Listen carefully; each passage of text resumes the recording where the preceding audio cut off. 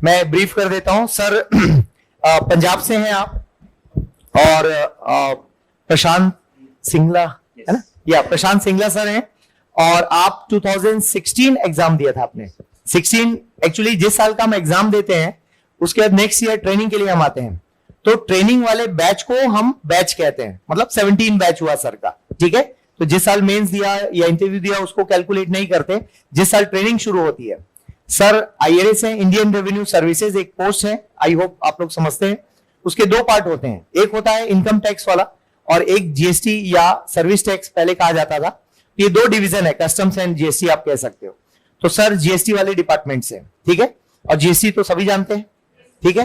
तो सर का घर पंजाब में है और पंजाब से आप देखिए यहाँ छत्तीसगढ़ को सर्विस दे रहे हैं, है ना। मैंने कहा ना कि पूरे इंडिया में आपको कहीं भी जाना पड़ेगा, तो सर छत्तीसगढ़ में है, लेकिन भारत भारत है, वो चाहे कोई भी राज्य हो।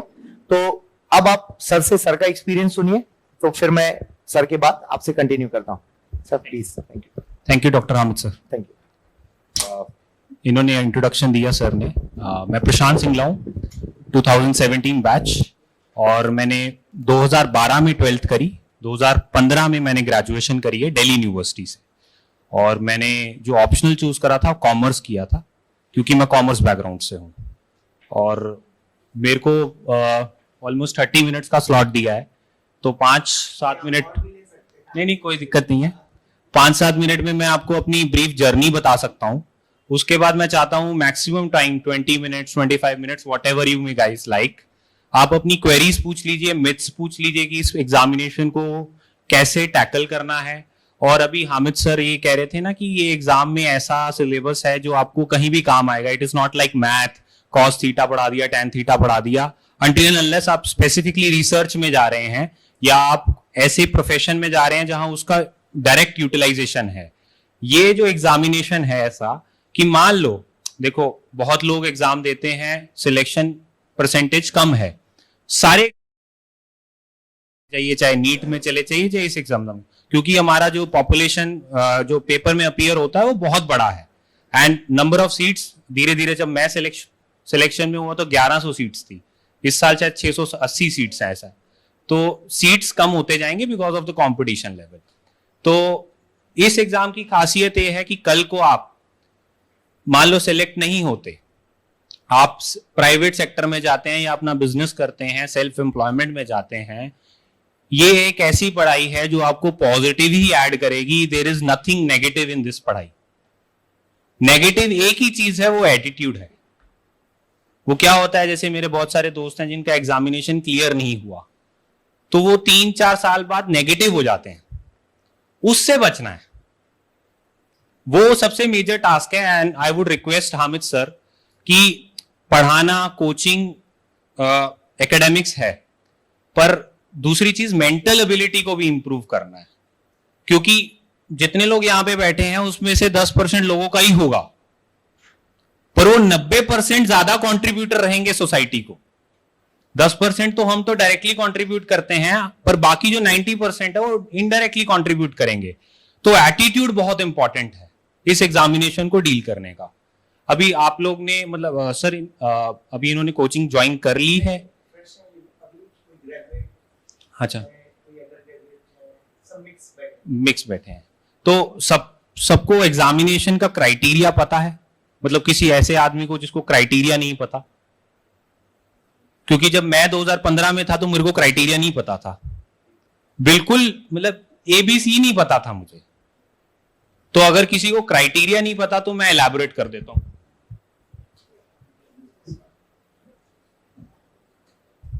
Thank you. तो बेसिक क्वालिफिकेशन ग्रेजुएशन है, वो ऑलमोस्ट मतलब हर एग्जामिनेशन, चाहे आप कोई भी स्टेट लेवल पे कर लें या सेंट्रल लेवल पे कर लें। नेक्स्ट है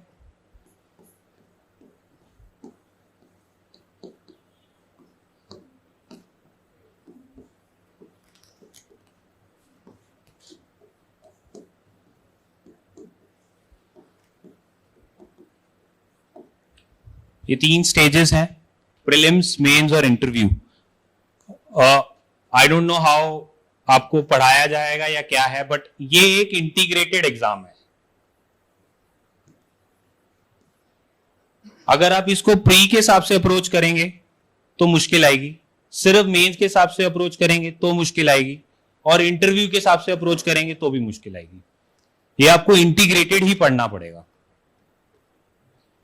और जैसे मैंने बताया, मैं आपको मतलब अपनी जर्नी बता दूं, जून 2015 में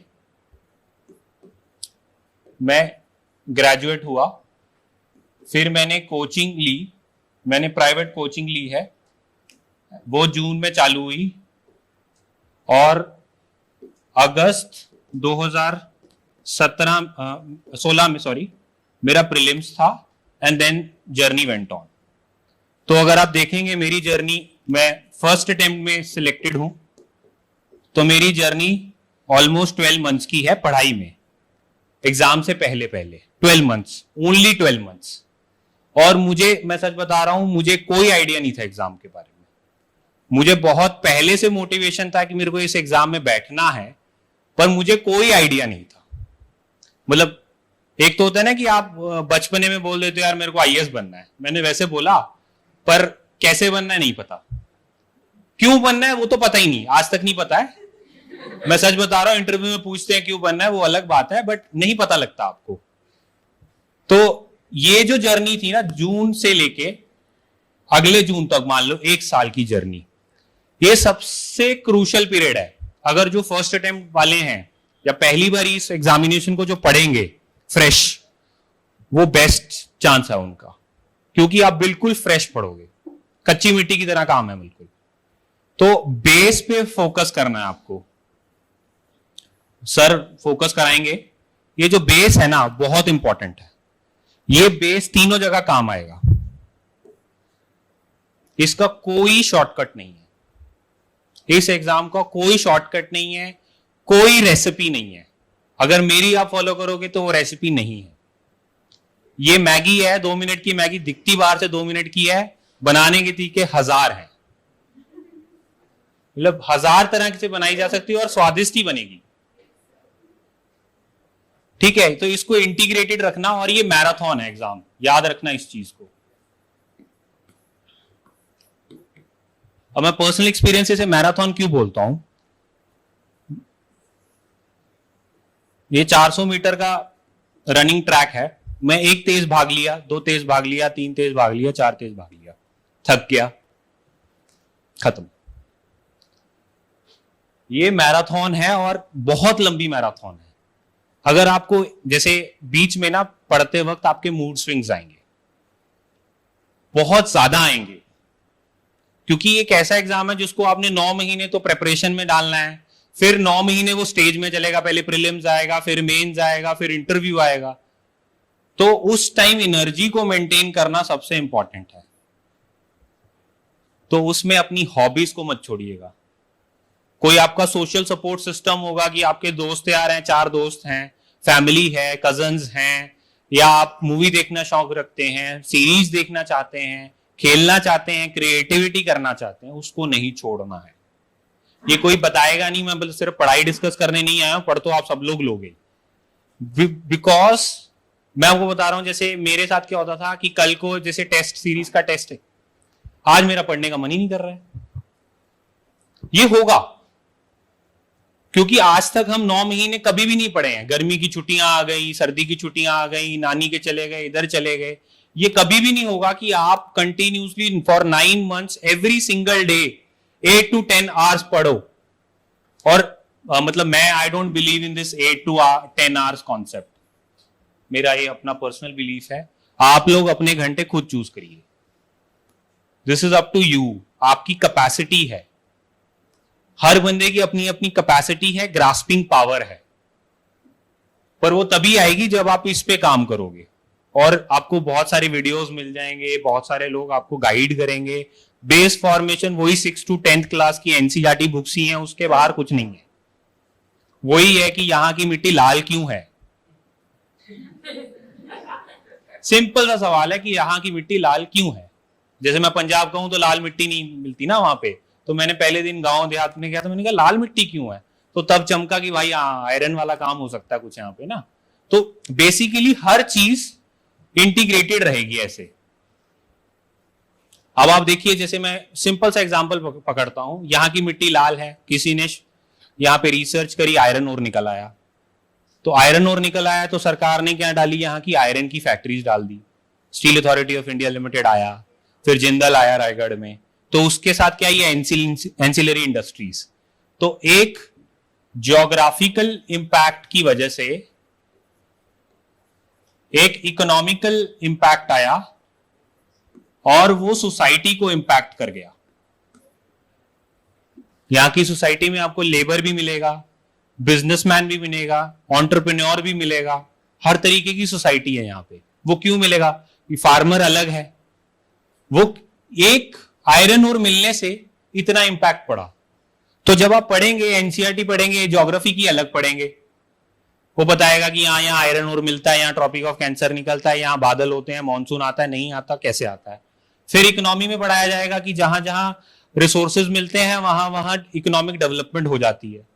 फिर सोसाइटी में अलग पढ़ाया जाएगा कि इकोनॉमिक डेवलपमेंट होने से सोसाइटी का कैसे develop, why we considered western economies as developed economies are as a developing economy या इमर्जिंग मार्केट इकोनॉमी। तो ये तीनों चीजें अलग अलग सिलेबस में पढ़ाई जाएंगी और इसको स्ट्रेट जैकेट किया जाएगा कि यार ये तो ज्योग्राफी का पॉइंट है, चलो ये पेपर 1 में डाल दो, चलो ये पेपर 3 में डाल दो, चलो यार ये एथिक्स के पेपर में डाल दो। पर जब सवाल आएगा तो ऐसे एथिक्स का सवाल नहीं आएगा। सवाल आएगा कि भाई बताओ ये ऐसे था, ऐसे क्यों हुआ, आपका क्या व्यू है। तो जब तक आप बेस पे काम नहीं करोगे, कॉम्प्लीमेंट्रीज नहीं बनेगी, इंटीग्रेटेड अप्रोच नहीं आ पाएगी।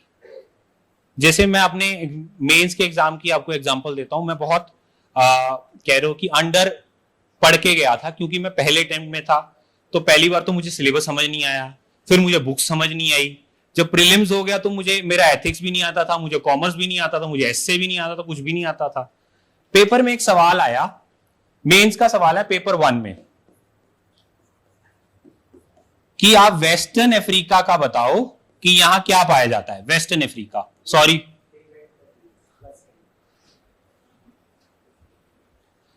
मान लो ये अफ्रीका है, तो कह लें कि वेस्टर्न अफ्रीका में बताओ कि सोशल इकोनॉमिक डेवलपमेंट क्या है। अब मुझे थोड़ा पता है वेस्टर्न अफ्रीका में क्या है। मतलब आप सोचो ना, आपके पास 20 क्वेश्चन पूछे जा रहे हैं एग्जाम में, पहला पेपर है और आपका चौथा या 5वां सवाल ऐसा आ गया जो आपको कोई हवा नहीं है और आपको 9 मिनट मिल रहे हैं सोच के लिखने के लिए। तब आपको लगेगा यार मैं तो पढ़ के ही नहीं आया। फिर क्योंकि और सबसे बेसिक प्रॉब्लम, पेपर का फॉर्मेट क्या है, पहले दिन ऐसे होगा, जहां तक मेरा अनुभव है, आई डोंट नो कि अभी क्या स्टेटस सेम है ना।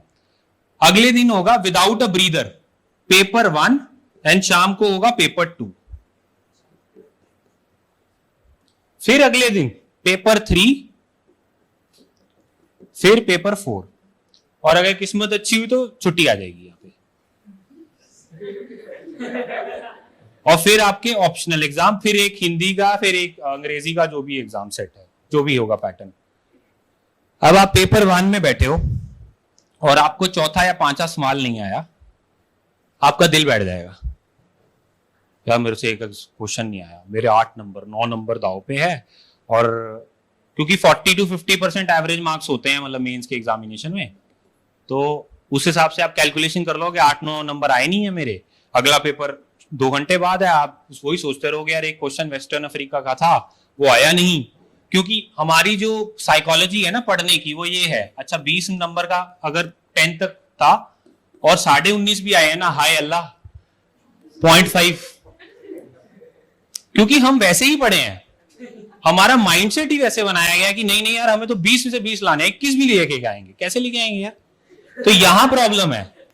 अब आपका दिल बैठ जाएगा, फिर आप सेकंड एग्जाम में वैसे जाओगे, अंडर परफॉर्म करोगे, फिर आप शाम को घर आओगे, यार अब तो मेरा सही नहीं हुआ, अगले दिन थर्ड एग्जाम गलत, फोर्थ एग्जाम करो, वो सीरीज में सारे एग्जाम फ्लैट जाएंगे। आपके जहां 40 to 50% मार्क्स आने थे वो 30% पे आ जाएंगे, आप बाहर रेस।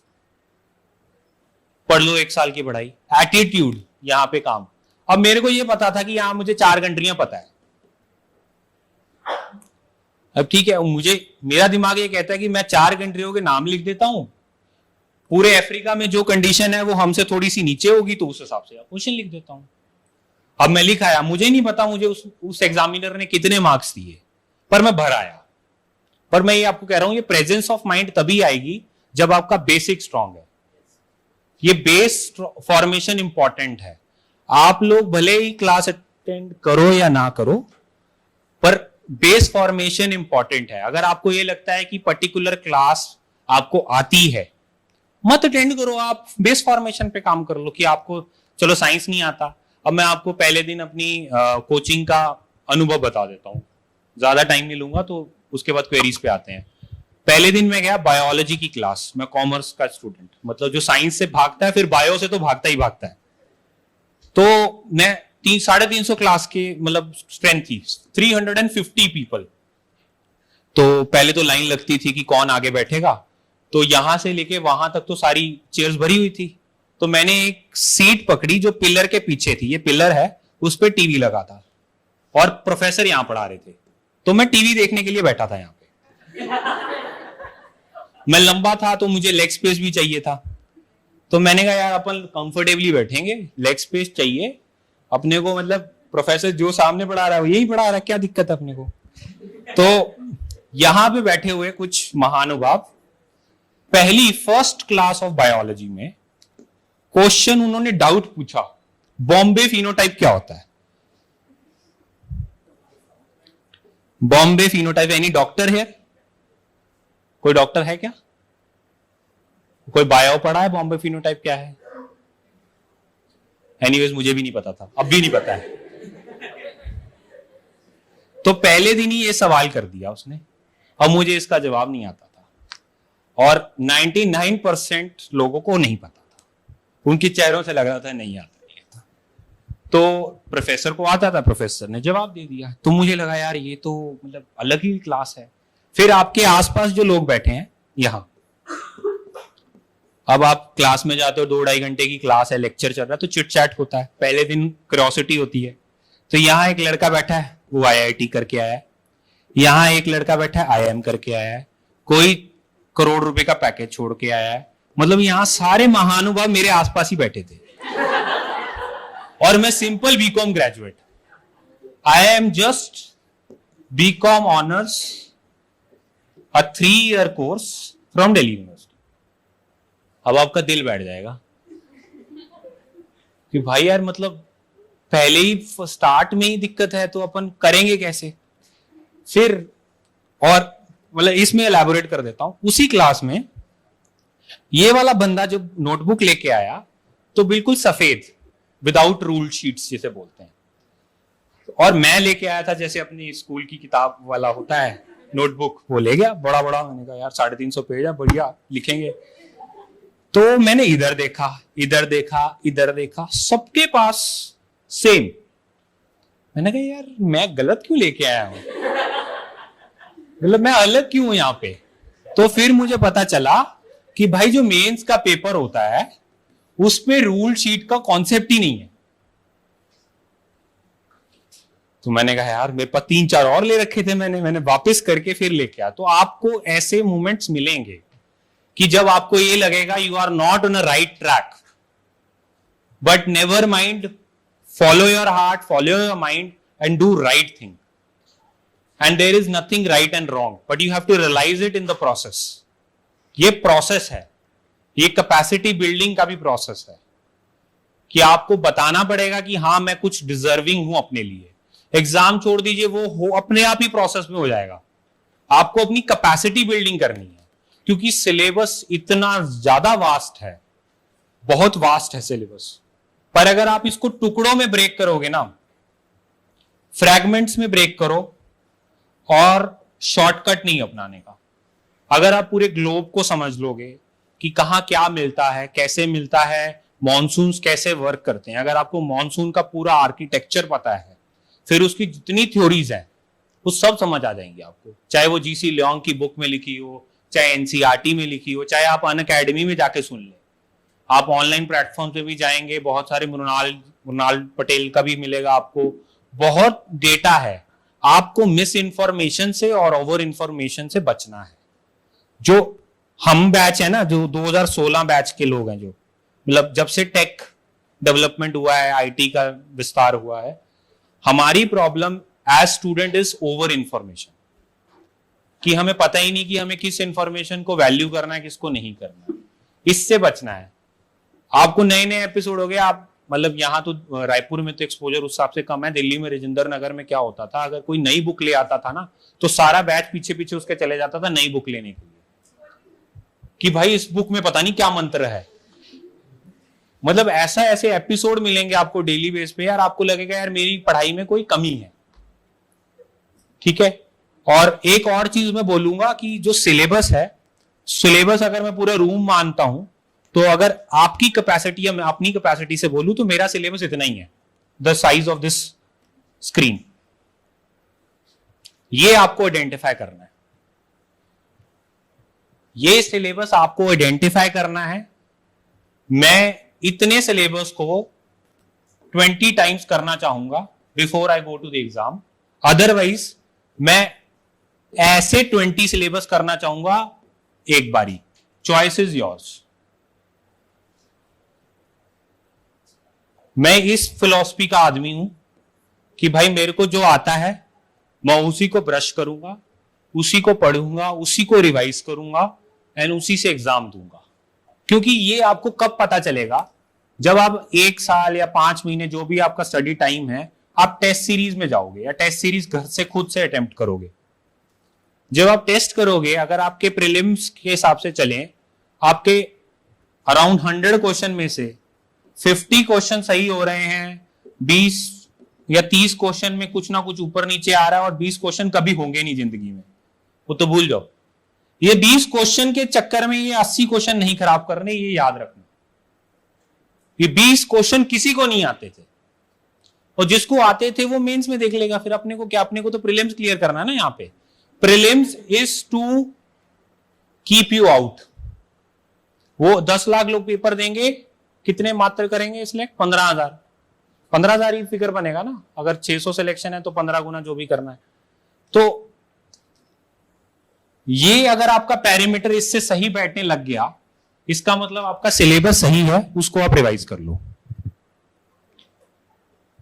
वरना आप इसमें उलझ जाओगे, कभी सिलेबस पूरा नहीं होगा। मेरे साथ मेरा रूमी था मतलब, तो वो ज्योग्राफी पढ़ने लग गया। उसने 2.5 महीने में ज्योग्राफी खत्म करी। जब एग्जाम देने गया तो उसे ज्योग्राफी का एक भी सवाल नहीं आया। मतलब हम हंसते थे शाम को बैठ के कि भाई तूने कैसे कर लिया, इतना फीट कैसे अचीव किया तूने? कह रहा मैं बहुत ज्यादा पढ़ लिया, इतना ज्यादा पढ़ लिया कि जो ग्लोब ईस्ट से वेस्ट और वेस्ट से ईस्ट घुमाना था उल्टा ही घुमा दिया उसको उसने, क्योंकि इतने ज्यादा डाउट्स क्रिएट कर लिए कि वो डाउट क्लियर नहीं कर पाया आपने।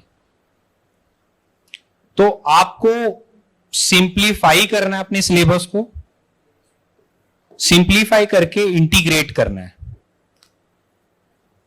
Both in terms of input and both in terms of output. Input में कैसे कि आपको पता होना चाहिए एक पर्टिकुलर एंगल, जैसे अब रशिया यूक्रेन वॉर है, अब इसका इंटरनेशनल इंप्लीकेशन सबको समझ आ रहा होगा, बट उसका डायरेक्ट इंप्लीकेशन डोमेस्टिक पे क्या पड़ रहा है आपको कोई बता सकता है? इन्फ्लेशन क्यों हो रही है? आप रोज पढ़ रहे होगे आरबीआई ने मॉनेटरी पॉलिसी बदली, आप न्यूज़पेपर डेली पढ़ते होगे। इन्फ्लेशन से क्या हो रहा है, मतलब कैसे इन्फ्लेशन जो यूक्रेन के डॉनबास रीजन से पूरे वर्ल्ड में इन्फ्लेशन फैल रहा है, पूरे वर्ल्ड में ऐसा क्या हो रहा है वहां पे? किसी ने सोचा? किसी को आंसर पता है इसका? सिंपल न्यूज़पेपर आर्टिकल है, मैं ज्यादा पढ़ता नहीं हूं आजकल, मैं जॉब में हूं तो मैं पढ़ता नहीं हूं, मेरे को एग्जाम नहीं देना है, मैं जस्ट एक आर्टिकल से पूछना चाह रहा हूं। आप न्यूज़पेपर सब लोग पढ़ रहे हैं डेली बेस पे? सब लोग पढ़ रहे हैं या कोई न्यूज़पेपर नहीं पढ़ रहा है, ऐसा कोई है? नहीं पढ़ रहे तो यार न्यूज़पेपर पढ़ना पड़ेगा। मतलब वो एक ऐसी आदत है, वो इस एग्जाम से नहीं है, वो आपको अपने लिए पढ़ना है। जब आप पढ़ोगे ना, आपको इतना मजा आएगा ना न्यूज़पेपर पढ़ने में, आपको चीजें समझ आएंगी। अगर कोई बता सकता है डॉनबास का क्या इम्प्लीकेशन है अभी इकोनॉमी पे हमारे?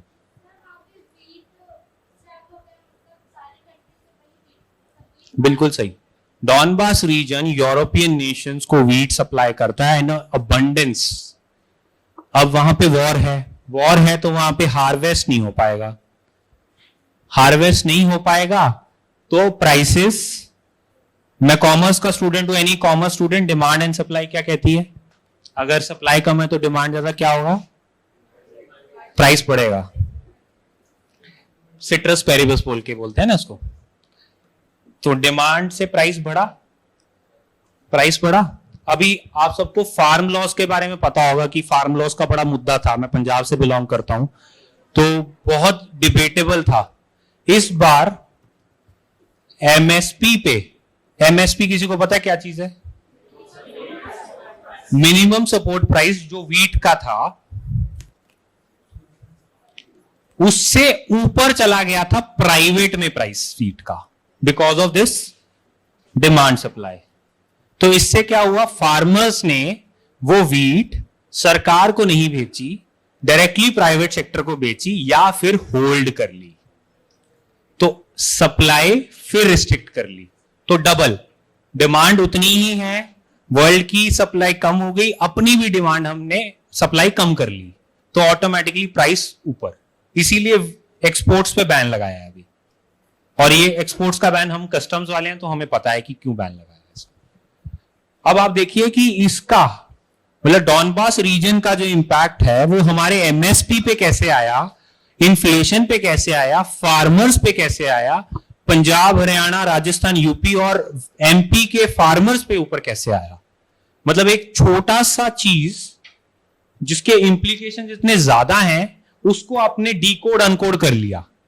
इसी का सवाल पूछेंगे वो लोग, इसी को इंटरव्यू में पूछेंगे। अगर मैं आज इंटरव्यू में जाऊंगा वो मेरे से ये पूछेंगे कि why farmers of Punjab are not selling wheat directly to government via MSP before, क्योंकि पहले वो धरने में बैठे थे इसी इशू के लिए कि एमएसपी पे प्रोक्योर क्यों नहीं कर रहे हो आप।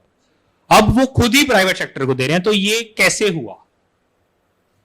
अब आप मुझे बताओ ना, मेरे पास एक वॉच है, मैं बेचना चाहता हूं, मैं 3,000 में बेचने वाला आदमी भी, खरीदने वाला आदमी आ रहा है और 4,000 वाला, मैं 4,000 को ही दूंगा ना।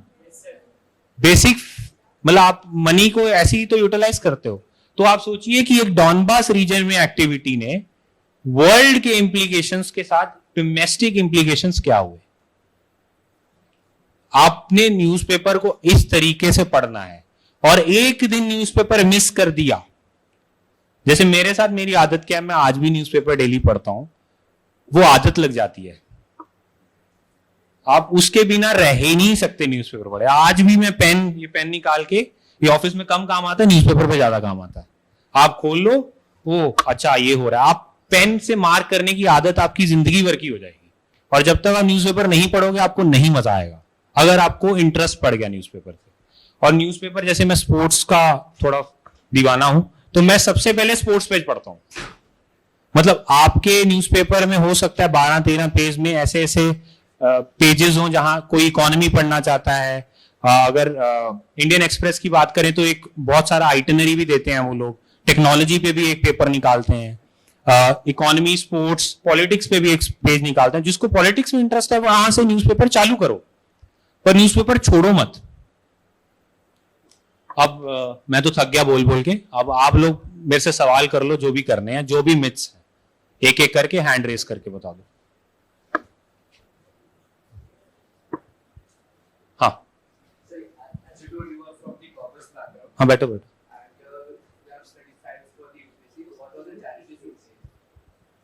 अच्छा, चैलेंजेस, बहुत अच्छा सवाल है यार। मतलब ये दिस अप्लाइज टू एवरीवन। इन्होंने सवाल ये किया है कि कॉमर्स बैकग्राउंड वाले को साइंस पढ़ने में क्या दिक्कत आएगी। साइमल्टेनियसली ये भी सवाल हो सकता था, एक डॉक्टर है या एक आईआईटीएन है या इंजीनियर है, उसको कॉमर्स पढ़ने में क्या दिक्कत आएगी। इसका सिंपल जवाब है, आपका सिलेबस जो है वो 6 to 12th है। भले ही मैं कॉमर्स बैकग्राउंड का हूं, मैंने 10th तक तो साइंस पढ़ी थी, उससे बाहर कोई सवाल नहीं आता है। सवाल नहीं, अब आप मेरी स्टेटमेंट को कहीं कोट करने से पहले या कहीं इसको मानने से पहले बस एक बार चीज याद रखिएगा। मान लो ये प्रीलिम्स का पेपर है, पहला क्वेश्चन साइंस का आया, चॉइस है ए, बी, सी और डी, ठीक है। आइदर ये सवाल यहां से होगा या इसका जवाब यहां से होगा। ये टैलेंट है, मतलब ये पॉसिबल ही नहीं, या फिर ये वो 20 क्वेश्चन में से आएगा जो आपको अटेम्प्ट ही नहीं करने थे। मतलब इसका सवाल यही है कि कोई भी स्टूडेंट अगर किसी और बैकग्राउंड का है और वो दूसरे बैकग्राउंड का सिलेक्ट करता है क्वेश्चन, तो उसको इस चीज का ध्यान रखना चाहिए कि वो मेरे 20x में तो नहीं आ रहा कि जो मेरे को अटेम्प्ट नहीं करना था। अपनी स्ट्रेंथ, स्वॉट एनालिसिस बोलते हैं ना, मैं अपनी स्ट्रेंथ पे काम करूंगा, वीकनेस को छुपाऊंगा, अपॉर्चुनिटी को स्ट्रेंथ में बदलूंगा और थ्रेट को एलिमिनेट करूंगा। तो उस बेसिस पे प्रीलिम्स का एग्जाम तो होता ही इसी बेसिस पे। Any other question? किसी और का सवाल है कोई? हाँ दोस्त, पहले नाम बता देना यार पीछे से। अच्छा,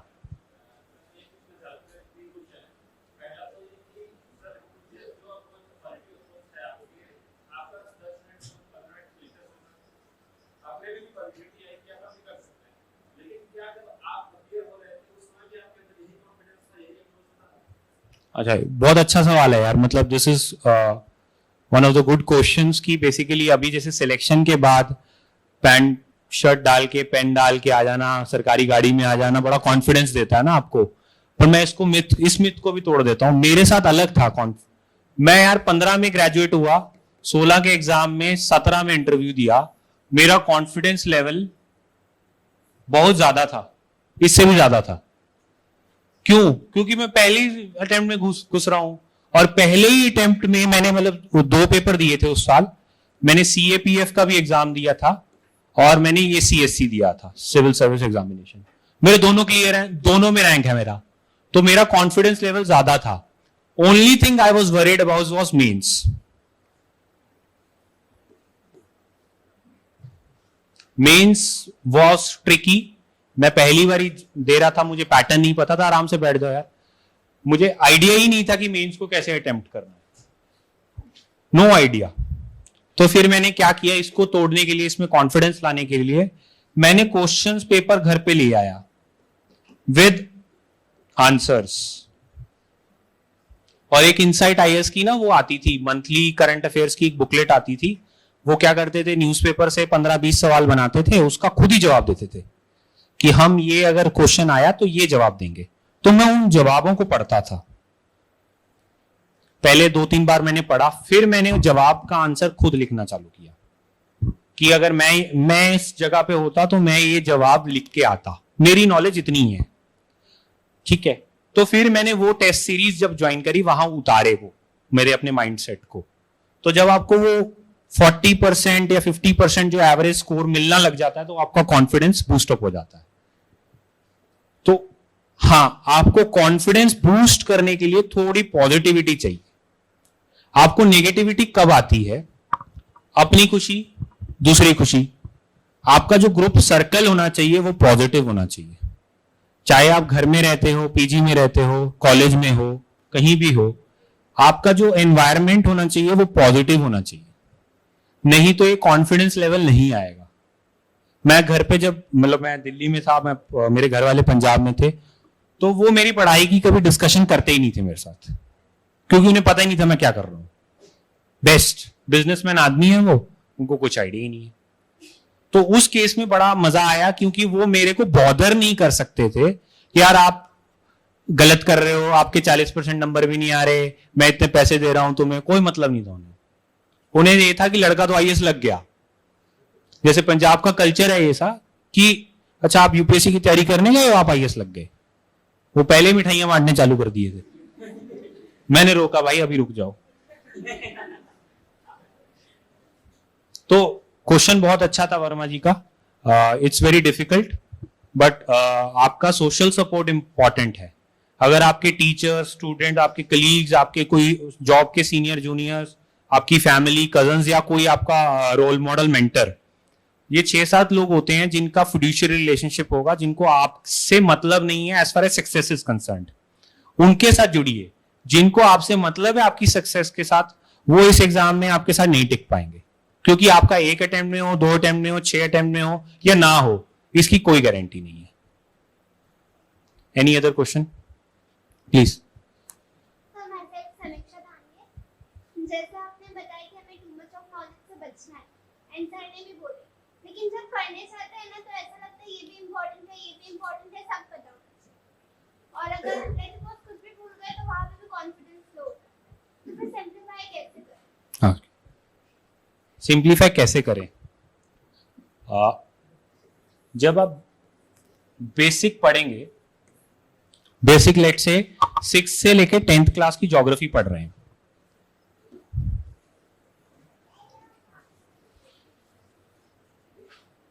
ठीक है, तो फर्स्ट रीडिंग जो होगी, फर्स्ट रीडिंग वो कंप्लीट होगी।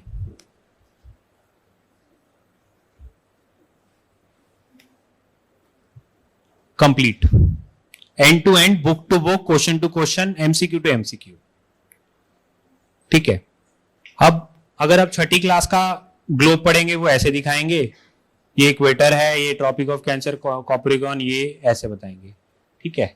फिर आप 7वीं क्लास का पढ़ेंगे तो कुछ और बताएंगे, 8वीं क्लास का पढ़ाएंगे तो कुछ और पढ़ाएंगे, ठीक है। हर सब्जेक्ट में कुछ कॉन्सेप्ट्स रहेंगे और कुछ फैक्ट्स रहेंगे। कॉन्सेप्ट्स अगर आपने अच्छे से समझ ली तो आपको उसको मेमोराइज नहीं करना है। तो आपकी जो जीबी है ना यहां वाली, या टीबी जिसे बोलेंगे, इसकी कैपेसिटी ह्यूज है। मतलब ये it is faster than computers, अगर आज के हिसाब से चलें। अगर कंप्यूटर बेहतर आ जाए तो वो बात अलग है, पर क्योंकि हम इसको इससे भर लेते हैं, कॉन्सेप्ट से मेमोराइज करते हैं, तो ये हमारी खाली नहीं होती, फिर हम फैक्ट्स को याद नहीं कर पाते। तो कॉन्सेप्ट्स पे क्लैरिटी लाने के लिए जितना मर्जी टाइम लगे, टेक योर टाइम। मैंने बीच में अपने दोस्त का एग्जांपल दिया था, वो 2.5 मंथ में एक्चुअली में उसके साथ इशू क्या हुआ कि वो मेमोराइज करने लग गया दोनों चीजों को। वो कभी मेमोराइज हुए ही नहीं, और जो कॉन्सेप्ट था वो क्लैरिटी आई नहीं, तो इसलिए सिंप्लीफाई नहीं कर पाए। और मैं आपको अपने पर्सनल एक्सपीरियंस से बता रहा हूं, मैंने जो उसने 2.5 महीने ज्योग्राफी में लगाए, मैंने 1.5 महीना मिडिवल हिस्ट्री में लगाए। मिडिवल हिस्ट्री में मैंने 1.5 महीना लगाया था पर्सनली स्पीकिंग। तो मुझे 1.5 महीना मेडिवल हिस्ट्री पढ़ने के बाद ये लगा यार कि मेरे को अभी कुछ नहीं आता, मुझे टेम्पल का आर्किटेक्चर समझ नहीं आता, मतलब मुझे बीसी याद नहीं हो रहे, मुझे एडी याद नहीं हो रहे, क्यों नहीं याद हो रहे।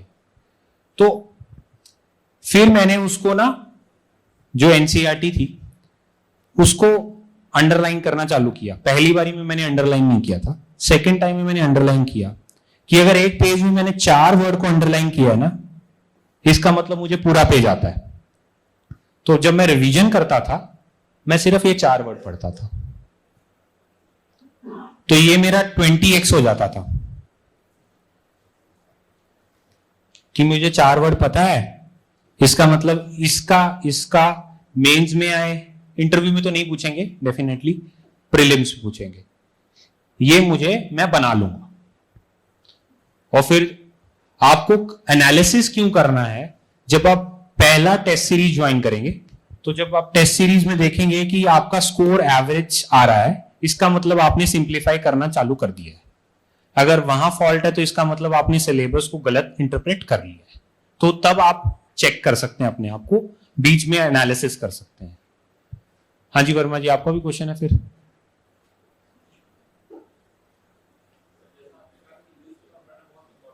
हम्म,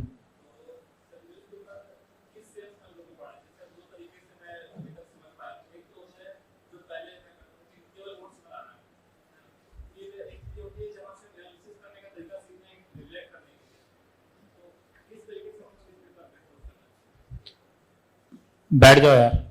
नोट्स, अच्छा, ये बड़ा कॉम्प्लिकेटेड एरिया है, मतलब मुझे समझ नहीं आया आज तक कि क्या चीज है।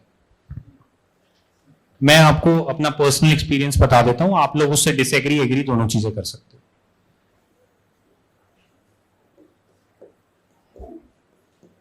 फॉर एग्जाम्पल एक सिलेबस है, मैंने उसको 4 मेन सब्जेक्ट्स में बांट लिया, ज्योग्राफी, हिस्ट्री, पॉलिटी, इकोनॉमी, ठीक है। तो हर कोचिंग इंस्टीट्यूट में, हर यूट्यूब वीडियो में, हर पुराने सिलेक्टेड स्टूडेंट के साथ अगर आप बैठेंगे, वो बताएगा ये बुक करनी है। मैंने ज्योग्राफी ली, मैंने एक सिंगल बुक ली, प्लस मैंने एक क्लास नोट्स बनाए।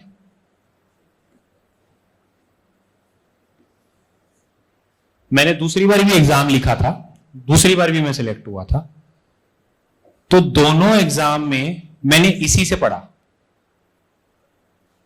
मतलब एक साल भी मैं एग्जाम के बाद फिर बैठा, मतलब मैंने बीच में एक ब्रेक लिया था, 2017 अटेम्प्ट नहीं दिया था, 18 अटेम्प्ट दिया था, तब भी मेरा सिलेबस यही था। तो मैंने क्या किया, जो न्यूज़पेपर का नोट्स है ना, नोट्स क्या चीज, क्यों लिख बनाते हैं हम नोट्स? ऐसी चीज जो इंपॉर्टेंट है और हम भूल जाएंगे, ऐसी चीज जो इंपॉर्टेंट है और हम भूल जाएंगे। हो सकता है जब आप क्लास नोट्स बनाने बैठो ये 500 पेज के बन जाए, और न्यूज़पेपर आपने पढ़ा या कोई एक्स्ट्रा बुक पढ़ ली, रेफर कर ली, तो उसकी वजह से 100 पेज और ऐड हो गए, 600 पेज हो गए। अब इसको रिवाइज कैसे करोगे? तो मैंने इसके अंदर भी अंडरलाइन किया हुआ है कि जब मैं इस पेज को ऐसे ऐसे ऐसे घुमाऊंगा ना, तो मुझे एक दिन में अगर एक सब्जेक्ट खत्म करना है with 1 book and 1 class notes that includes newspaper, any other book which has to be referred in the process. कई बार आपको ये लगेगा कि मेरी एनसीईआरटी सफिशिएंट नहीं है, आपने किसी और को पढ़ते हुए देख लिया कि कोई और बुक थी, वो आप बुक ले आए, पर वो बुक लाने का तभी फायदा होगा वहां से वो चीज उठा के इस नोट्स में ले आओ, क्योंकि आप लास्ट मोमेंट पे 6 बुक्स नहीं पढ़ पाओगे। तो मैंने 7 सब्जेक्ट्स, मान लो अगर 7 सब्जेक्ट्स हैं, 7 बुक्स एंड उसके कॉरेस्पॉन्डिंग 7 क्लास नोट्स रख लिए, दैट इंक्लूडेड अगर कोई न्यूज़पेपर में इंपॉर्टेंट फैक्ट या कॉन्सिक्वेंस आया है, मैंने लिख लिया। प्रॉब्लम ये आती है कि अब आप लिखने बैठ जाते हो, अब पूरी नोट्स भर दिए, लिखेंगे कहां? स्ट्रैटेजी ये कहती है कि आधा पेज छोड़ के लिख लो कि कल को कोई चीज ऐड करनी है। अब जैसे मैं बता रहा हूं, जैसे 6th क्लास में आपने ग्लोब पढ़ा, आपने 6th क्लास के नोट्स को लिख लिया, आपने पेज नहीं छोड़ा, तो 7th क्लास का जो उस ग्लोब में ऐड करना था वो कहीं और ऐड करोगे जाके, फिर 8th में कहीं और करोगे। मतलब पहला चीज पहले पेज पे, फिर 11वें पेज पे, फिर 21 पेज पे। तो जब आप ग्लोब बना रहे हो, पहले पेज पे ही जगह छोड़ो सो दैट आप उसमें ऐड कर पाओ। और मुझे मैप्स बहुत पसंद है, मतलब आप कोई भी एटलस को रेफर कर सकते हैं, मैं पूरी एटलस से हिस्ट्री, ज्योग्राफी, इकोनॉमिक्स सब पढ़ लेता हूं। ऐसे आप रेफर करोगे, उसमें वाइल्ड लाइफ मिल जाएगी आपको, उसको आपको रीजन में क्या मिलता है, कौन सी मिट्टी है, कौन से रिसोर्सेज मिलते हैं, सब पता चल जाएगा। कहां कहां मतलब मुगल्स ने इन्वेड किया, ऐसे किया, पानी से क्यों नहीं आए, आइलैंड क्यों है, आप 10 डिग्री चैनल क्या है, 9 डिग्री चैनल क्या है, ये सब चीज मैप से आती है। और मतलब पहले अटेम्प्ट में पकने के बाद में सेकेंड अटेम्प्ट में जब था, तो मुझे मैप से ही मजा आता था पढ़ने का, क्योंकि मैंने बेसिक पढ़ लिया था। अब मैं बेस को कितनी बारी पढ़ूं, सेम बुक को कितनी बारी रेफर करूं?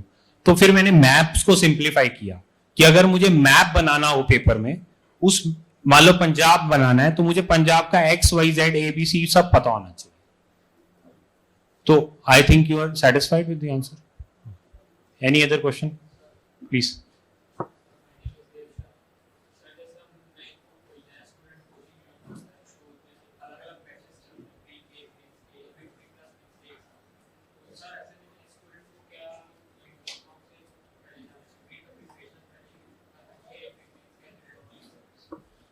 इसके लिए मुझे सर से पूछना पड़ेगा, यहाँ इंटीग्रेटेड रहता है? हाँ, मतलब जो मैंने पढ़ा है वो इंटीग्रेटेड था, उसमें कभी वो डिस्कशन नहीं करते थे कि सिर्फ प्री पढ़ रहे हैं या प्री मतलब सिर्फ मेंस पढ़ रहे हैं। Okay. मतलब as far as UPSC is concern and my experience is concern, integrated ही पढ़ना मैं सजेशन दूंगा, क्योंकि आपको नहीं पता उस सिलेबस का भी क्या वैल्यू है। जब आप पहली क्लासेस पहले 100 दिन क्लासेस लेते हैं ना, कहीं भी सेल्फ स्टडी भी कर लीजिए, लेट से आप पाथ आईएएस एकेडमी नहीं ज्वाइन कर रहे या वाजीराम नहीं ज्वाइन कर रहे, आप घर से यूट्यूब से पढ़ रहे हैं, आपको पहले दिन कोई हवा नहीं लगेगी, पहले 100 दिन आपको कोई हवा नहीं लगेगी। ये मेरा पर्सनल एक्सपीरियंस है। अनटिल अनलेस आपका बेस पहले से बना हो, तो आपको इंटीग्रेटेड ही पढ़ना पड़ेगा। After 150 days 200 days as per your wavelength आपको समझ आएगा ये प्री का सवाल आ सकता है या मेंस में आ सकता है। हो सकता है कॉन्सेप्ट मेंस में पूछ लिया जाए और फैक्ट जो है वो पूछ लिया जाए प्री में। तो मेरा सजेशन आपको ये रहेगा कि आप प्री कम में पढ़िए, क्योंकि मेंस पढ़ने का अलग टाइम कभी नहीं मिलेगा। क्योंकि जब आप प्री की सिलेबस में क्या ऐड करते हैं, मेंस में एथिक्स ऐड हो जाएगा, ऑप्शनल ऐड हो जाएगा, फिर एसे ऐड हो जाएगा और हिंदी का क्वालिफिकेशन एग्जाम ऐड हो जाएगा। मेरे बहुत सारे दोस्त हैं जो हिंदी में भी फेल हुए हैं, मतलब क्वालिफाई नहीं किए एग्जाम। तो अगर आप ये सारा पढ़ के जा रहे हैं, ये सारा पढ़ के जा रहे हैं और हिंदी में पास नहीं कर रहे हैं, तो कोई फायदा नहीं। मतलब ये एग्जाम बहुत ही ट्रिकी है उस हिसाब से। तो मेरा सजेशन है इसको कभी अलग से पढ़ने का मौका नहीं मिलेगा आपको, तो आप पहले ही पढ़ के रखिए mains plus pre. Please.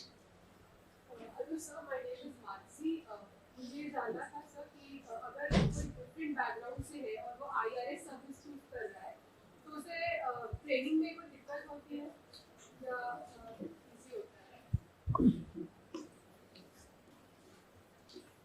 No, because मतलब मैं बता दूंगा, ये जनरलिस्ट एग्जाम है।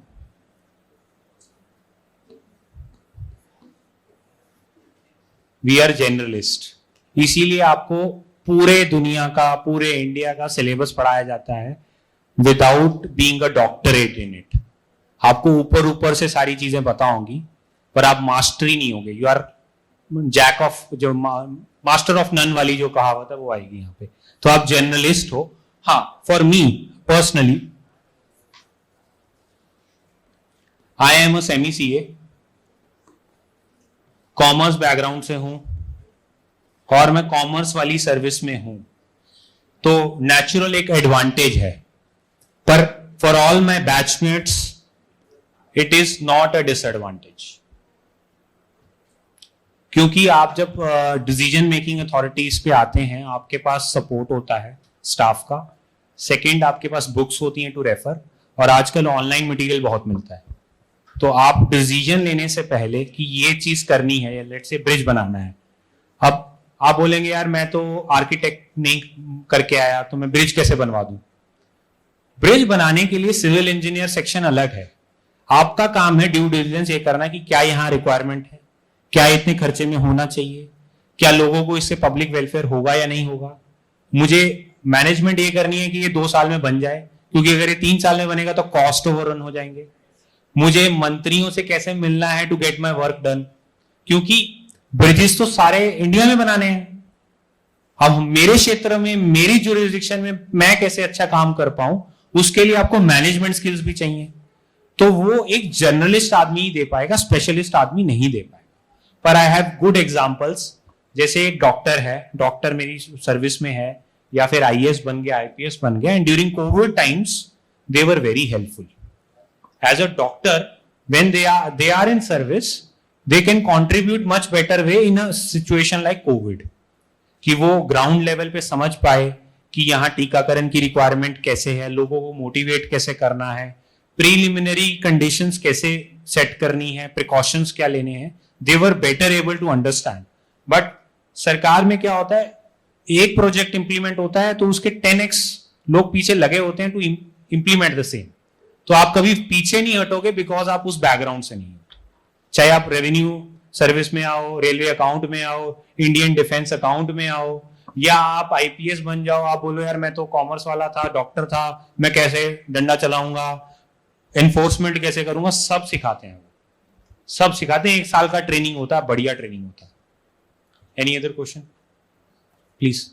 Sir, myself Siddharth Kaur, and my question is कि I had forward public dealing, then how do we develop that attitude, like to deal with people and all? Okay,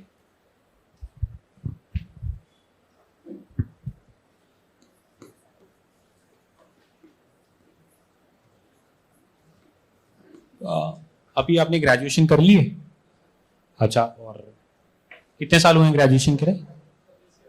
इसी कौन से स्ट्रीम से करा है? अच्छा, BSc करी है आपने। कौन से कॉलेज से? कौन सा? अच्छा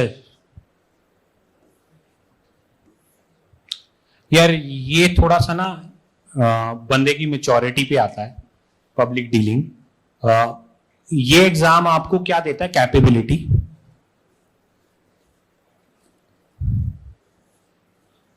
जब आप इतना टफ एग्जाम पहले अटेम्प्ट करते हैं, 2 चीजें लिखूंगा।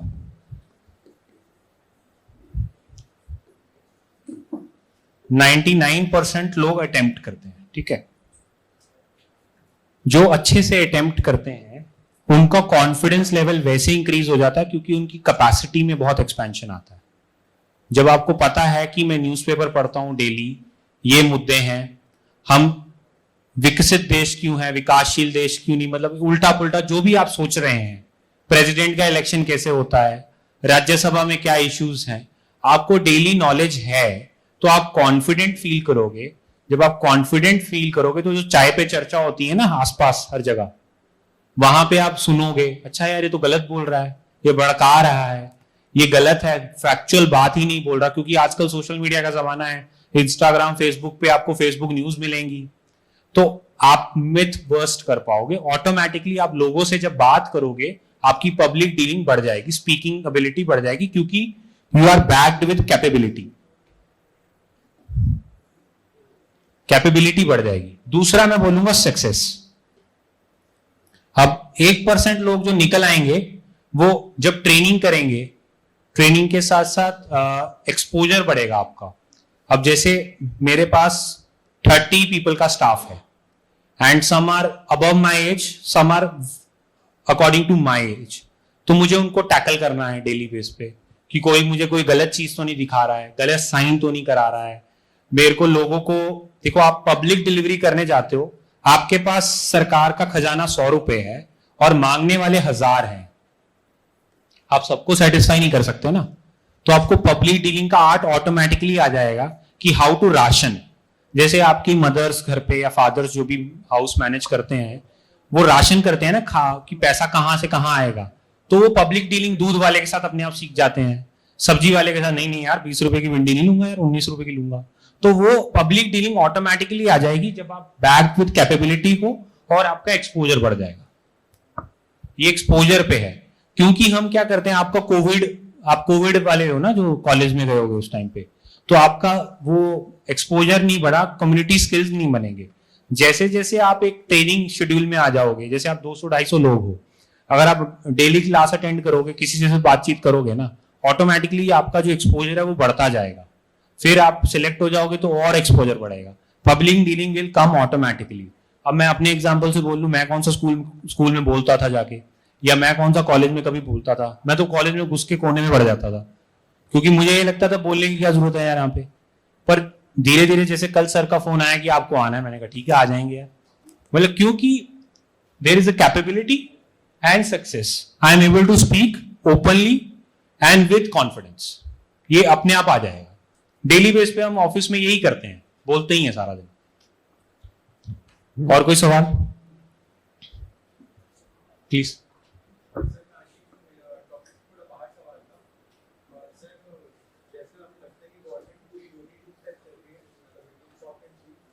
तो रियल लाइफ में मैं समझा नहीं सवाल।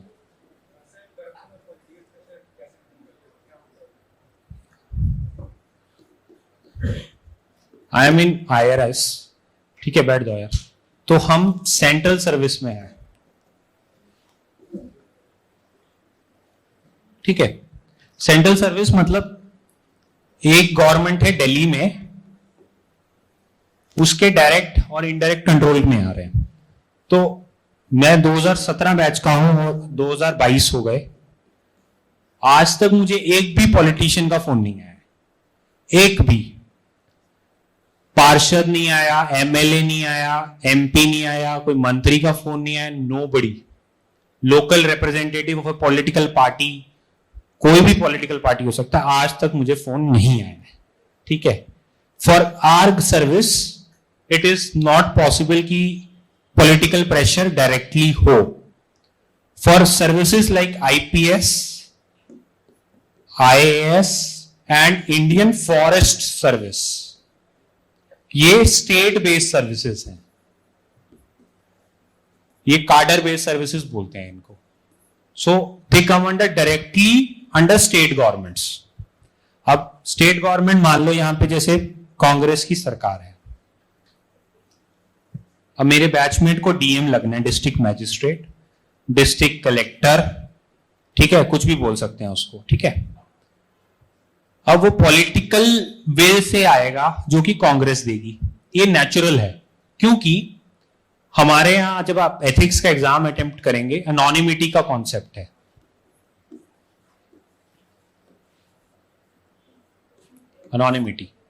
एनोनिमिटी का मतलब ये है कि ऑल रिवॉर्ड्स एंड पनिशमेंट्स ये सारी पॉलिटिशियंस को जाएंगी। काम ब्यूरोक्रेसी करती है, इंप्लीमेंटेशन ब्यूरोक्रेसी करती है, फिर उसका रिवॉर्ड और उसकी पनिशमेंट दोनों पॉलिटिशियन को जाएगी। अब एक पॉलिटिशियन है, उसको रिवॉर्ड भी चाहिए, उसको पनिशमेंट भी मिलेगी, पब्लिक से मिलेगी।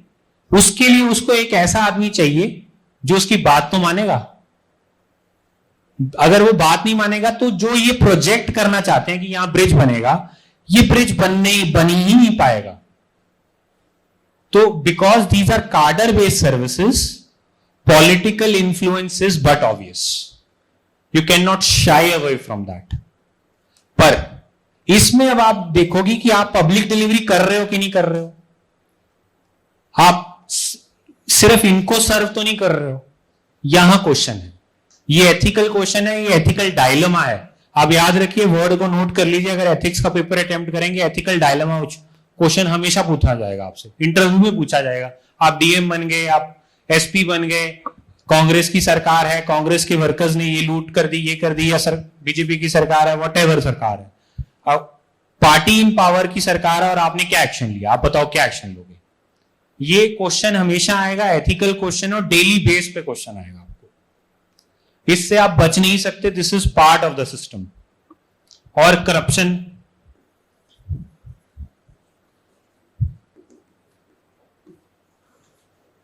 ये एग्जिस्ट करती है,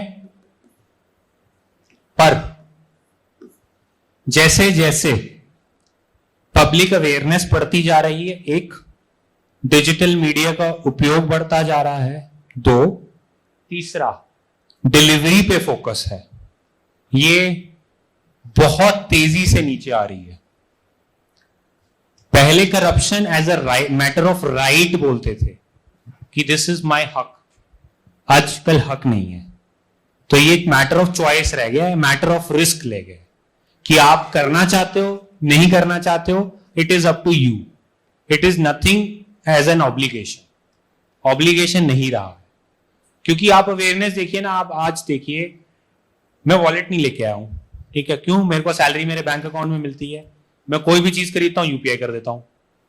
आज की जनरेशन सारी चीज ऑनलाइन खरीदती है। बैंक में तो मतलब हमने बैंक में एक बार खाता खुलवा लिया, बैंक नहीं जानते हो, मैनेजर को नहीं मिलते हो। करप्शन पहले तो ये होता था, मैंने यूपी में गांव विजिट किया था इन द ट्रेनिंग प्रोसेस, वहां के लोगों का कंप्लेंट ये रहता था कि सर अपने ही पैसे निकालने के लिए मुझे पैसे देने पड़ते, अपने खुद के पैसे निकालने के लिए परसेंटेज चलता था, अब नहीं एग्जिस्ट करता, क्योंकि बहुत ज्यादा बैंकिंग इंफ्रास्ट्रक्चर इंप्रूव हुआ है। अब मेरे को पैसे निकालने क्यों है जब मुझे यूपीआई से करना है? जब मैं चेक भी बंद हो गए ऑलमोस्ट, अब चेक डीडी कुछ नहीं है, अब सीधा यूपीआई, ला भाई स्कैन कर कोड, खत्म। रेडी वालों ने लगा रखे हैं, क्योंकि एक्चुअली में क्या है, उनको भी कैश काउंट करने में दिक्कत आती थी, फिर फर्जी नोट थे, बहुत सारी चीजें थी, चिल्लर नहीं होते, वो सब चीजें हैसल खत्म हो गई। नेक्स्ट क्वेश्चन है प्लीज। एक मिनट मैं उनको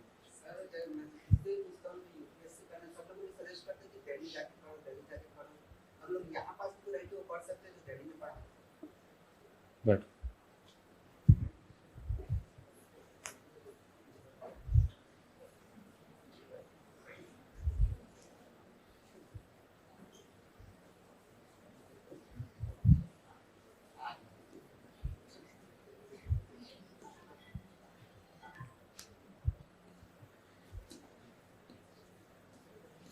ये मिथ है यार दोस्त, इसका जवाब यही है कि आप कहीं से भी पढ़ सकते हो।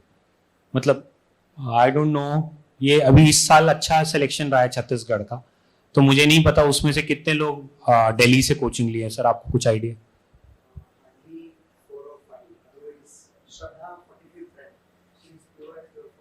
तो श्रद्धा मैम का एग्जाम्पल मैं लूं तो I think she has proved everybody wrong in that sense. सबको उन्होंने, क्योंकि पहले अगर मैं बात करूं कल्चर की, दिल्ली में आपको एक चीज मिलेगा, कल्चर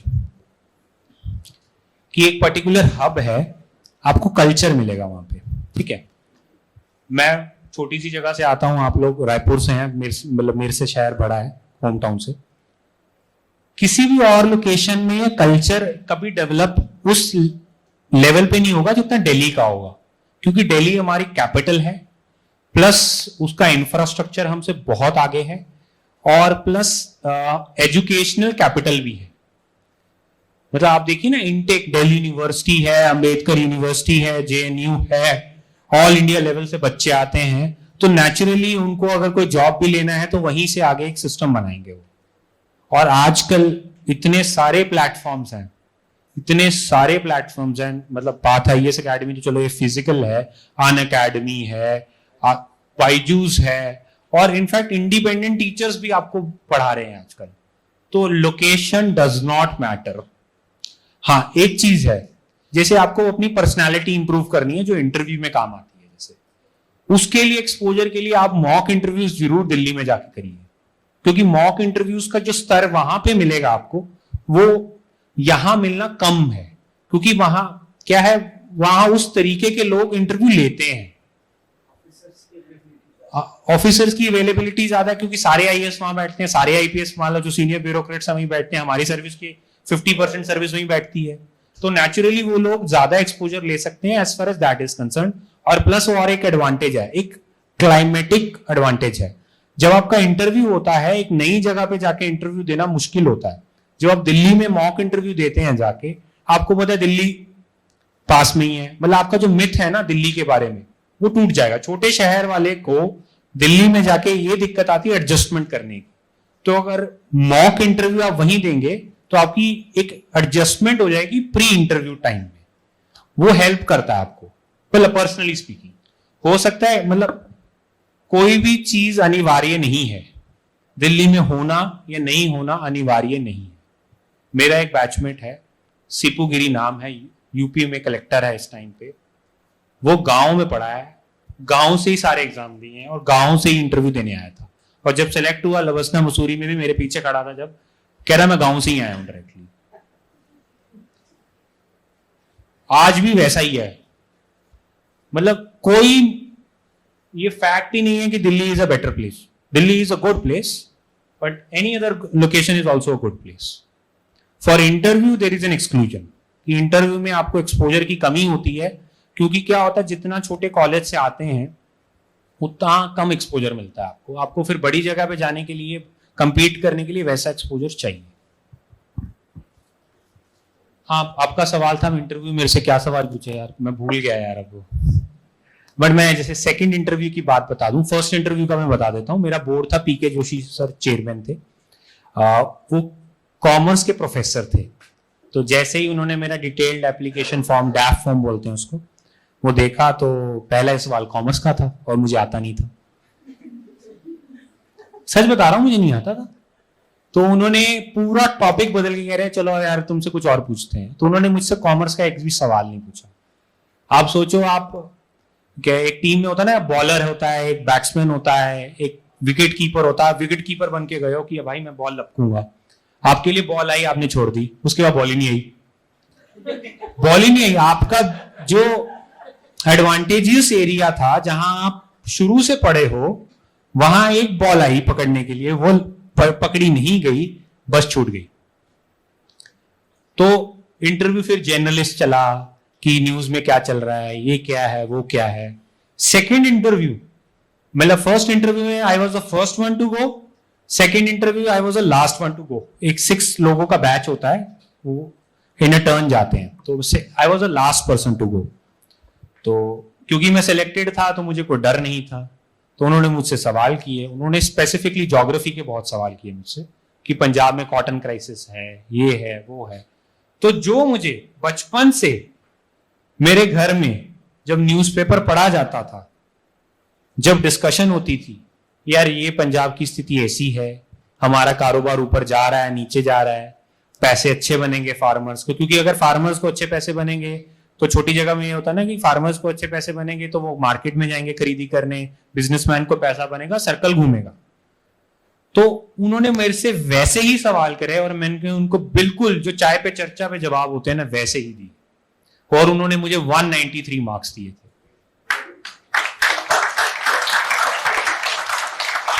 मतलब मेरा स्कोर इंटरव्यू में 160 से 193 गया था, एक इंटरव्यू में डिफरेंस में। और मैं हमेशा, जब मेरा ये स्कोर आया था ना, तो मुझे लगता था यार आई एम 160 ईयर, मतलब आप अपने आप को क्वेश्चन करते हो ना कि यार मैं 160 वाला ही था। जब ये नंबर आए ना तो मेरी ये मिथ भी टूट गई। मैंने कहा चलो यार, अब मेरे से ये दब्बा निकल गया कि मैं 160 वाला हूं। ठीक है, अगला क्वेश्चन प्लीज।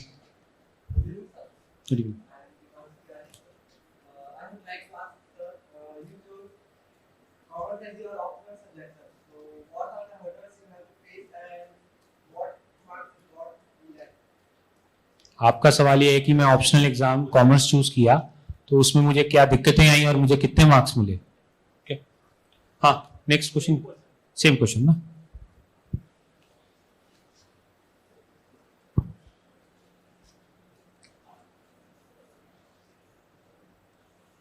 $500 मार्क्स का होता है ना ऑप्शनल, है ना। पहली बार में मेरे 296 आए थे,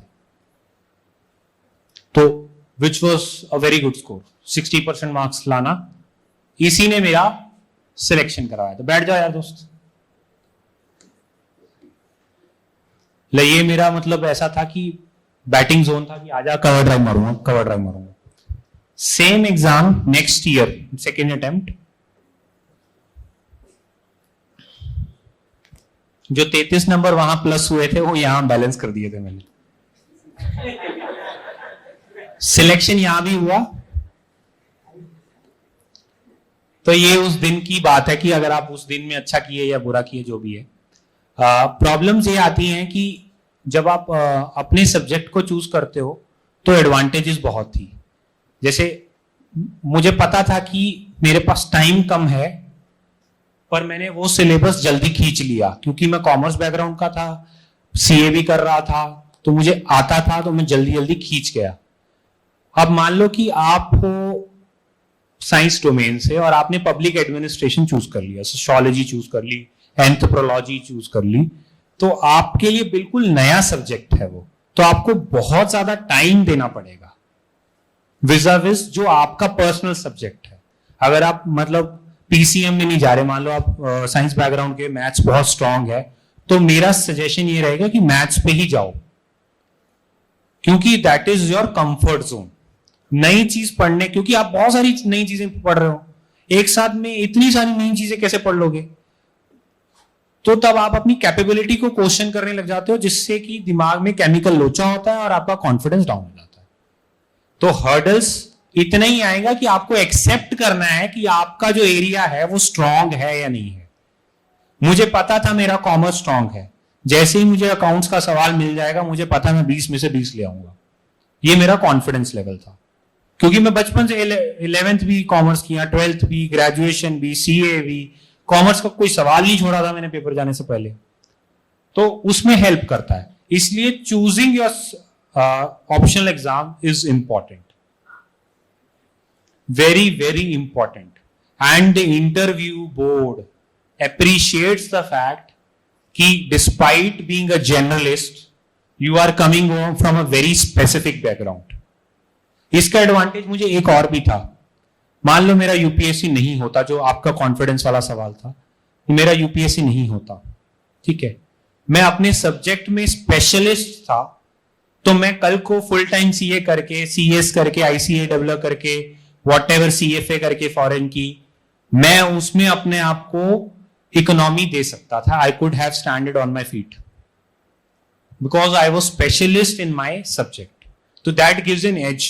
जब आप वॉक करते हो ना इंटरव्यू बोर्ड के अंदर, there is a walking space. मान लो मैं वहां से आ रहा हूं, यहां पे अगर इंटरव्यू बोर्ड बैठा है तो वहां आपको बिठा देंगे इतनी चेयर दूर में, तो आपका वॉकिंग स्टाइल अच्छा होगा। फर्स्ट अटेम्प्ट में और सेकेंड अटेम्प्ट में कोई डिफरेंस नहीं था वॉकिंग स्टाइल में, क्योंकि मुझे ये लग रहा था अगर ये लोग सिलेक्ट नहीं करेंगे तो मेरे पास कुछ और तो है ना करने के लिए। अगर मैं ऐसे जाऊंगा, यार कर ले मर जाऊंगा, तो वो नहीं, वो फिर वो निकल के नहीं आएगा। You have to be confident. और जब आप अच्छे से वेल रेड होते हो, कैपेबिलिटी अपनी पहचानते हो, तो कॉन्फिडेंस मिलता है आपको। That helps. Next question please.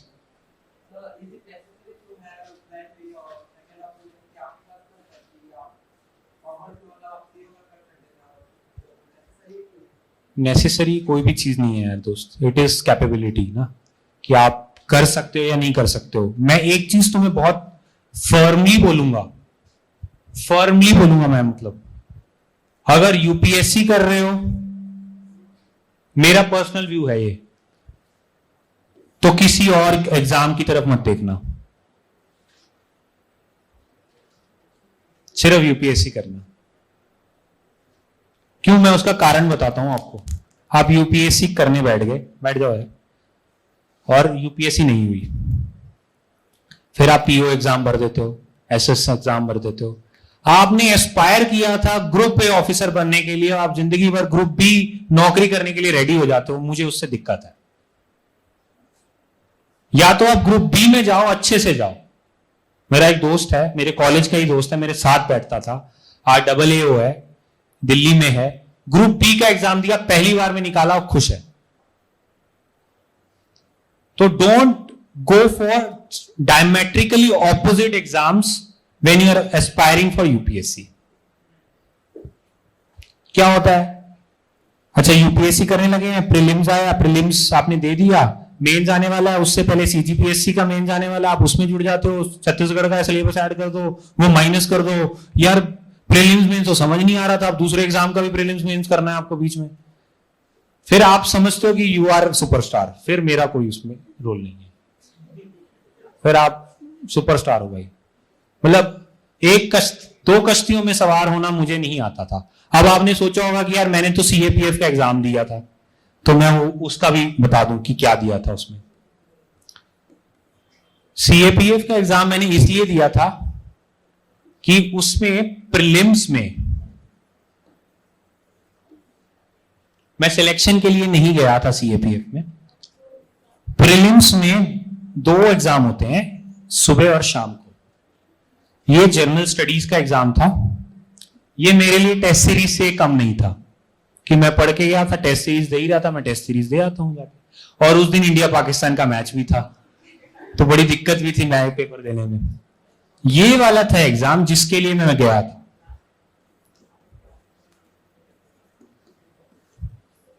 मुझे ऐसे लिखने का मौका चाहिए था, इसने मुझे वो मौका दिया।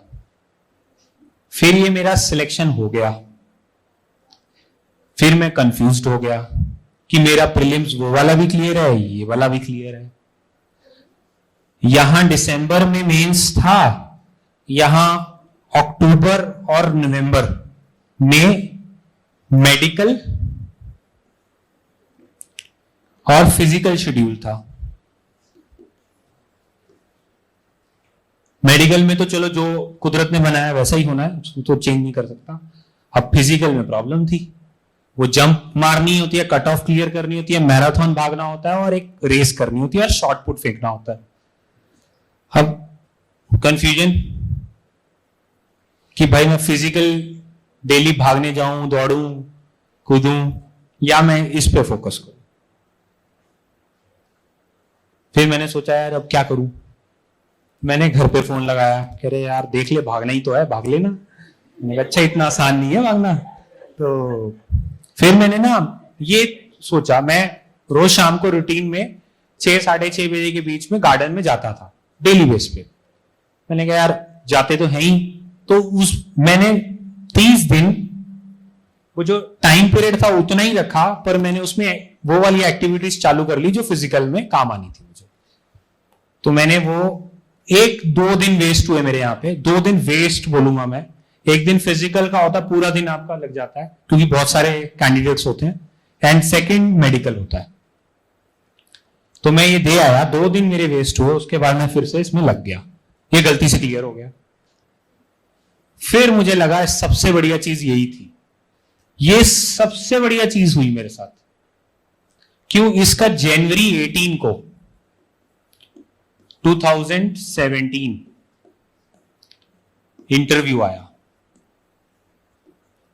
और तब तक यहां इंटरव्यू कॉल नहीं आई थी। जब ये इंटरव्यू कॉल आया, मेरा दिमाग कहता है यार ये तो बढ़िया होगा। मेरे को जॉब तब भी नहीं करनी थी, मेरे को जॉब इसमें जाना नहीं था क्योंकि मेरी रिक्वायरमेंट नहीं बैठ रही थी इसमें। मैं वो यूपीएससी के जो ये राउंड सर्कल गुंबद बोलते हैं जिसको, जहां सारे बोर्ड मेंबर्स बैठते हैं, वहां जनवरी 18 को पहली बारी जा आया था। तो जब मैं सेकंड टाइम गया, मुझे लगा यार ये तो सेम ही ऑफिस है, क्या दिक्कत है इसमें। तो मुझे जो मैं दिल्ली वाली बात बोला था, फेमिलैरिटी, वो इस एग्जाम की वजह से मुझे ये एडवांटेज मिला। ये एडवांटेज था इस एग्जाम का। मैंने कोई एक्स्ट्रा सिलेबस नहीं पढ़ा इसके लिए, मैंने कोई एक्स्ट्रा मैन आवर्स नहीं लगाए, सिर्फ मैंने इसको यूटिलाइज किया, 2 दिन वेस्ट किए और ये दिन बेस्ट दिन था। फिर मेरे को जो मार्क्स मिले थे वो 193 के परसेंटेज के हिसाब से यहां भी मिले थे। बताइए किसी और का कोई सवाल? कोई और सवाल किसी का? तो वाइंड अप कर देते हैं फिर। ठीक है, thank you for listening me and it was a good experience.